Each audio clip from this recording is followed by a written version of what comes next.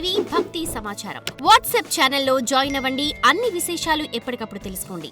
ద్రాక్షారామం ఆంధ్రప్రదేశ్లోని కోనసీమ జిల్లా రామచంద్రాపురం మండలంలో ద్రాక్షారామం ఆలయం ఉంది. ద్రాక్షారామం ఆలయానికి చాలా ప్రత్యేకమైనది. ద్రాక్షారామం భీమేశ్వర ఆలయంలోని భీమేశ్వరుడు స్వయంభూ. ఈ ఆలయాన్ని 1100 సంవత్సరాల క్రితం నిర్మించిన అంతకుముందే భీమేశ్వరుడు ఇక్కడ వెలసారని ప్రతీతి.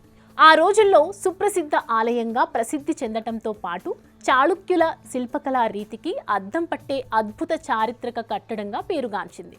ద్రాక్షారామ ఆలయం భీమేశ్వరుడు స్ఫటిక లింగాకారుడై 15 అడుగుల ఎత్తుతో ఉండటం విశేషంగా చెప్పవచ్చు.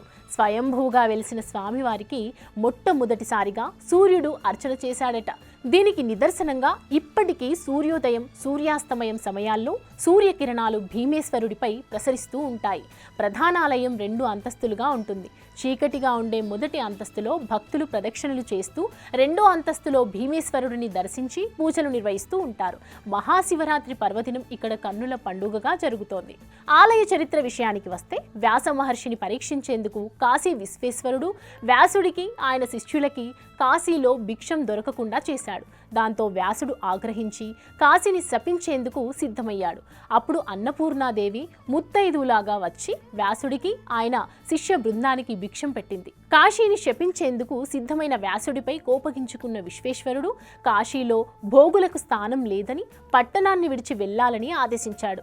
దీంతో విశ్వేశ్వరుడి ఆగ్రహానికి గురైన వ్యాసుడు విపరీతంగా రోధిస్తుండగా ద్రాక్షారామం వెళ్లి అక్కడ భీమేశ్వరుడిని సేవిస్తే నీకు ఇహములో భోగము పరములో మోక్షము కలుగుతుందని ఓదార్చింది అన్నపూర్ణాదేవి. ఆమె ఆజ్ఞతో వ్యాసుడు ద్రాక్షారామం వెళ్లి భీమేశ్వర స్వామిని మాణిక్యాంబను దర్శించుకొని దక్షిణ కాశీగా నామకరణం చేశాడని ప్రతీతి. అష్టాదశ పీఠాల్లో ఎక్కడా జరగని విధంగా ఏకకాలంలో అమ్మవారికి శ్రీచక్రార్చన జరగటం ఈ క్షేత్రం ప్రత్యేకతగా చెప్పవచ్చు. ఈ ఆలయాన్ని క్రీస్తు శకం 9వ శతాబ్దంలో తూర్పు చాళుక్య రాజైన చాళుక్య భీముడు 892-922 సంవత్సరాల మధ్యకాలంలో నిర్మించాడు. ద్రవిడ శిల్పకళా వైభవానికి అద్దం పట్టే నిర్మాణాలు ఈ ఆలయంలో కనువిందు చేస్తూ ఉంటాయి. భీమేశ్వర ఆలయం తూర్పు భాగంలో ఉన్న సప్త గోదావరి నదికి విశిష్ట ప్రాచుర్యం ఉంది. ఆలయ ప్రాంతంలోనే సప్త మహర్షులు తపస్సు చేశారని, అందుకే ఇక్కడి నుంచి గోదావరి నదీమ తల్లి 7 పాయలుగా చీలిందని స్థానికుల కథనం.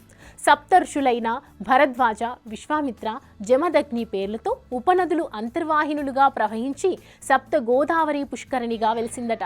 అందుకే ఈ సప్త గోదావరి పుష్కరిణిలో స్నానమాచరించి భీమేశ్వరుడిని దర్శిస్తే సర్వ పాపాలు తొలగిపోయి కోరిన కోరికలు నెరవేరుతాయని భక్తుల విశ్వాసం. తూర్పు గోదావరి జిల్లా రాజమండ్రికి 52, కాకినాడకు 28 కిలోమీటర్ల దూరంలో ఉన్న ద్రాక్షారామం భీమేశ్వర ఆలయానికి కాకినాడ, రాజమండ్రి, సామర్లకోటల నుంచి బస్సు సౌకర్యం అందుబాటులో ఉంది.